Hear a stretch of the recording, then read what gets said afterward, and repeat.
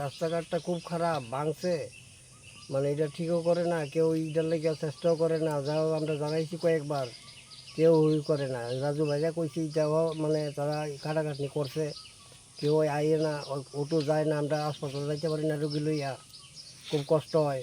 এটা কোন পঞ্চায়েতের কত নম্বর ওয়ার্ড? এটা তো 5 নম্বর ওয়ার্ড, এক মশলা পঞ্চায়েত ওই। এদিকে কত পরিবার বসবাস? আছে এখানে 27-28 পরিবার। কতদিন ধরে এরকম রাস্তাটা খারাপ? এটা আজকে 2-3 বছর হয়ে গেছে। জানাইছিলেন নি আপনারা প্রধান রে? আমরা কয়েকবার জানা নিয়েছে। এখানে ড্রেন যে আছে ওইগুলো ড্রেনও থেকে ভাঙ্গা। ড্রেনও ভাঙা, যা মানে চিল্লা মিল্লা এইখানে রেখা দিছে, কই কোনো কাজ হয় না। তারা কি কয় পঞ্চায়েত থেকে? তারা কয় তোমরা জানাও, জানাইলে এটা চেষ্টা করবো, কই কেউ কিছু করে না। আমরা কয়েকবারই জানাইছি। এখন আপনারা কি চান?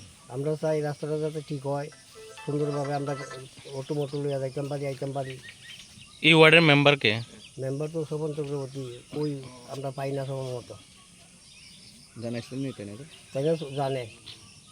ওই তো আমরা বাড়ির দিকে কারেন্টের খুঁটিও দেওয়ার কথা, এটাও পাই না আমরা। বাসের খুঁটি দিয়ে লাইন নিয়েছি।